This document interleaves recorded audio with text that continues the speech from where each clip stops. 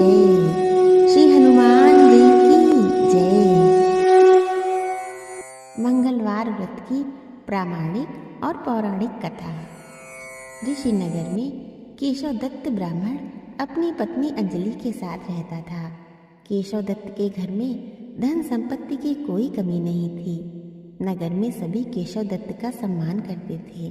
अंजलि और केशव दत्त प्रति मंगलवार को हनुमान जी की पूजा करते, विधिवत मंगलवार का व्रत रहते। लेकिन केशव दत्त संतान न होने से बहुत चिंतित रहता था, लेकिन उसने व्रत करना नहीं छोड़ा। केशव दत्त हनुमान जी की पूजा करने के लिए जंगल में चला गया। उसकी पत्नी अंजलि घर में रहकर मंगलवार का व्रत करती रही। एक मंगलवार को अंजलि ने व्रत किया, लेकिन किसी कारणवश उस मंगलवार को अंजलि हनुमान जी का भोग नहीं लगा सकी। तो उस दिन वह भी सूर्यास्त के बाद भूखी ही सो गई और अगले मंगलवार को हनुमान जी को भोग लगाए बिना भोजन नहीं करने का प्रण कर लिया। 6 दिन तक अंजलि भूखी प्यासी रही। 7वें दिन मंगलवार को अंजलि ने हनुमान जी की पूजा की, लेकिन तभी भूख प्यास के कारण अंजलि बेहोश हो गई। हनुमान जी ने उसे स्वप्न में दर्शन देकर कहा, उठो पुत्री, मैं तुम्हारी पूजा पाठ से बहुत प्रसन्न हूँ। तुम्हें सुंदर और सुयोग्य पुत्र होने का वर देता हूँ। ये कहकर हनुमान जी अंतर ध्यान हो गए। तत्काल अंजलि ने उठकर हनुमान जी को भोग लगाया और स्वयं भोजन किया। हनुमान जी की अनुकंपा से अंजलि ने एक सुंदर शिशु को जन्म दिया। मंगलवार को जन्म लेने के कारण उस बच्चे का नाम मंगल प्रसाद रखा गया। कुछ दिनों बाद अंजलि का पति केशव दत्त भी घर लौट आया। उसने मंगल को देखा तो अंजलि से पूछा, ये सुंदर बच्चा कौन है? अंजलि ने खुश होते हुए हनुमान जी के दर्शन देने और पुत्र प्राप्त होने का वरदान देने की सारी कथा सुना दी। लेकिन केशव दत्त को उसकी बातों पर विश्वास नहीं हुआ। उसके मन में पता नहीं कैसे यह कलुषित विचार आ गया कि अंजलि ने उसके साथ विश्वासघात किया है। अपने पापों को छिपाने के लिए अंजलि झूठ बोल रही है। केशव दत्त ने उस बच्चे को मार डालने की योजना बनाई। एक दिन केशव दत्त स्नान के लिए कुएं पर गया। मंगल भी उसके साथ था। केशव दत्त ने मौका देखकर मंगल को कुएं में फेंक दिया और घर आकर बहाना बना दिया, मंगल तो कुएं पर मेरे पास पहुंचा ही नहीं। केशव दत्त के इतना कहने के ठीक बाद मंगल दौड़ता हुआ घर लौट आया। केशव दत्त मंगल को देखकर बुरी तरह हैरान हो उठा। उसी रात हनुमान जी ने केशव दत्त को स्वप्न में दर्शन देकर कहा, तुम दोनों के मंगलवार के व्रत करने से प्रसन्न होकर पुत्र जन्म का वर मैंने दिया था, फिर तुम अपनी पत्नी पर संदेह क्यों करते हो? उसी समय केशव दत्त ने अंजलि को जगाकर उससे क्षमा मांगते हुए स्वप्न में हनुमान जी के दर्शन देने की सारी कहानी सुनाई। केशव दत्त ने अपने बेटे को हृदय से लगाकर बहुत प्रेम किया। उस दिन के बाद सभी आनंद पूर्वक रहने लगे। मंगलवार का विधिवत व्रत करने से केशव दत्त और उनके परिवार के सभी कष्ट दूर हो गए। इस तरह जो स्त्री पुरुष विधिवत मंगलवार का व्रत करके व्रत कथा सुनते हैं, हनुमान जी उनके सभी कष्ट दूर कर घर में धन संपत्ति का भंडार भर देते हैं। शरीर के सभी रक्त विकार के रोग भी नष्ट हो जाते हैं।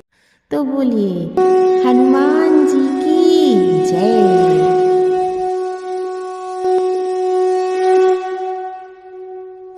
बोलिए श्री बजरंगबली की जय। हनुमान जी की कृपा की कथा। एक बार नैमिषारण्य तीर्थ में 80,000 मुनि एकत्र होकर पुराणों की गाथा श्री सूत जी से पूछने लगे, हे महामुनि, आपने हमें अनेक पुराणों की कथाएं सुनाई हैं।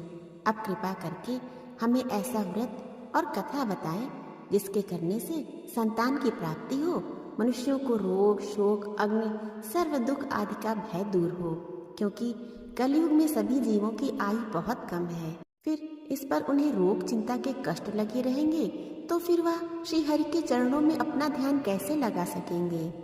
श्री सूत जी बोले, हे मुनियों, आपने लोक कल्याण के लिए बहुत ही उत्तम बात पूछी है। एक बार युधिष्ठिर ने भगवान श्री कृष्ण से लोक कल्याण के लिए यही प्रश्न किया था। तब भगवान श्री कृष्ण ने उन्हें एक प्राचीन कथा सुनाई थी। उसे आप लोग भी ध्यानपूर्वक सुनिए। कुंडलपुर नामक एक नगर था। उसमें नंदा नामक एक ब्राह्मण रहता था। भगवान की कृपा से उसके पास सब कुछ था, फिर भी वह दुखी था। इसका कारण ये था कि ब्राह्मण की स्त्री सुनंदा के कोई संतान न थी। सुनंदा पतिव्रता थी, भक्तिपूर्वक श्री हनुमान जी की आराधना करती थी। मंगलवार के दिन व्रत करके अंत में भोजन बनाकर हनुमान जी का भोग लगाने के बाद स्वयं भोजन करती थी। एक बार मंगलवार के दिन ब्राह्मणी गृह कार्य की अधिकता के कारण हनुमान जी को भोग न लगा सकी, तो इस पर उसे बहुत दुख हुआ।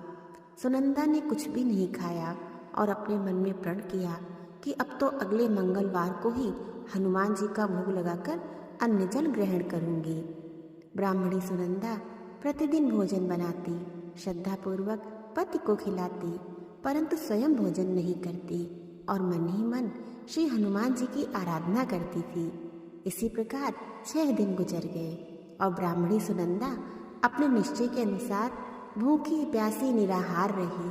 अगले मंगलवार को ब्राह्मणी सुनंदा प्रातः काल ही बेहोश होकर गिर पड़ी। ब्राह्मणी सुनंदा की इस असीम भक्ति के प्रभाव से श्री हनुमान जी बहुत प्रसन्न हुए और प्रकट होकर बोले, सुनंदा, मैं तेरी भक्ति से बहुत प्रसन्न हूँ, तू उठ और वर मांग। सुनंदा अपने आराध्य देव श्री हनुमान जी को देखकर आनंद की अधिकता से विह्वल हो श्री हनुमान जी के चरणों में गिरकर बोली, हे प्रभु, मेरी कोई संतान नहीं है, कृपा करके मुझे संतान प्राप्ति का आशीर्वाद दे, आपकी अति कृपा होगी। श्री महावीर जी बोले, तेरी इच्छा पूर्ण होगी, तेरे एक कन्या होगी, उसके अष्टांग प्रतिदिन सोना दिया करेंगे। इस प्रकार कहकर श्री महावीर जी अंतर ध्यान हो गए। ब्राह्मणी सुनंदा बहुत हर्षित हुई और सभी समाचार अपने पति से कहा। ब्राह्मण देव कन्या का वरदान सुनकर कुछ दुखी हुए, परंतु सोना मिलने की बात सुनी तो बहुत प्रसन्न हुए। विचार किया कि ऐसी कन्या के साथ मेरी निर्धनता भी समाप्त हो जाएगी। श्री हनुमान जी की कृपा से ब्राह्मणी सुनंदा गर्भवती हुई और 10वें महीने में उसे बहुत ही सुंदर पुत्री प्राप्त हुई। यह पुत्री अपने पिता के घर में ठीक उसी तरह से बढ़ने लगी जिस प्रकार शुक्ल पक्ष का चंद्रमा बढ़ता है। 10वें दिन ब्राह्मण ने उस बालिका का नामकरण संस्कार कराया। उसके कुल पुरोहित ने उस बालिका का नाम रत्नावली रखा, क्योंकि यह कन्या सोना प्रदान किया करती थी। इस कन्या ने पूर्व जन्म में बड़े ही विधान से मंगल देव का व्रत किया था। रत्नावली का अष्टांग बहुत सा सोना देता था। उस सोने से नंदा ब्राह्मण बहुत ही धनवान हो गया। अब ब्राह्मणी भी बहुत अभिमान करने लगी थी। समय बीतता रहा। अब रत्नावली 10 वर्ष की हो चुकी थी। एक दिन जब नंदा ब्राह्मण प्रसन्न चित्त था, तब सुनंदा ने अपने पति से कहा, मेरी पुत्री रत्नावली विवाह के योग्य हो गई है, अतः आप कोई सुंदर तथा योग्य वर देखकर इसका विवाह कर दें। यह सुन ब्राह्मण बोला, अभी तो रत्नावली बहुत छोटी है। तब ब्राह्मणी बोली, शास्त्रों की आज्ञा है कि कन्या 8वें वर्ष में गौरी, 9 वर्ष में रोहिणी, 10वें वर्ष में कन्या और इसके पश्चात रजस्वला हो जाती है। गौरी के दान से पाताल लोक की प्राप्ति होती है, रोहिणी के दान से बैकुंठ लोक की प्राप्ति होती है, कन्या के दान से इंद्रलोक में सुखों की प्राप्ति होती है। अगर हे पतिदेव रजस्वला का दान किया जाता है तो घोर नरक की प्राप्ति होती है। इस पर ब्राह्मण बोला, अभी तो रत्नावली मात्र 10 ही वर्ष की है और मैंने तो 16-16 साल की कन्याओं के विवाह कराए हैं, अभी जल्दी क्या है। तब ब्राह्मणी सुनंदा बोली, आपको तो लोभ अधिक हो गया लगता है। शास्त्रों में कहा गया है, माता पिता और बड़ा भाई रजस्वला कन्या को देखते हैं तो वह अवश्य नरकगामी होते हैं। तब ब्राह्मण बोला, अच्छी बात है, कल मैं अवश्य ही योग्य वर की तलाश में अपना दूत भेजूंगा। दूसरे दिन ब्राह्मण ने अपने दूत को बुलाया और आज्ञा दी, जैसी सुंदर मेरी कन्या है वैसा ही सुंदर वर उसके लिए तलाश करो। दूत अपनी स्वामी की आज्ञा पाकर निकल पड़ा। पंपई नगर में उसने एक सुंदर बालक को देखा। ये बालक एक ब्राह्मण परिवार का बहुत गुणवान पुत्र था। इसका नाम सोमेश्वर था। दूत ने इस सुंदर व गुणवान ब्राह्मण पुत्र के बारे में अपने स्वामी को पूर्ण विवरण दिया। ब्राह्मण नंदा को भी सोमेश्वर अच्छा लगा। फिर शुभ मुहूर्त में विधि पूर्वक कन्यादान करके ब्राह्मण ब्राह्मणी संतुष्ट हुए। परंतु ब्राह्मण के मन में तो लोभ समाया हुआ था। उसने कन्यादान तो कर दिया था, पर वह बहुत खिन्न भी था। उसने विचार किया कि रत्नावली तो अब चली जाएगी और मुझे इससे जो सोना मिलता था वह अब मिलेगा नहीं। मेरे पास जो धन था कुछ तो इसके विवाह में खर्च हो गया और जो शेष बचा है वह भी कुछ दिनों पश्चात समाप्त हो जाएगा। मैंने तो इसका विवाह करके बहुत बड़ी भूल कर दी है।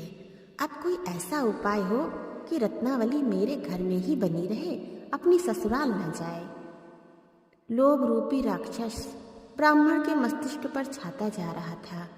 रात भर अपनी शैया पर बेचैनी से करवट बदलते बदलते ब्राह्मण ने एक बहुत ही क्रूर निर्णय लिया।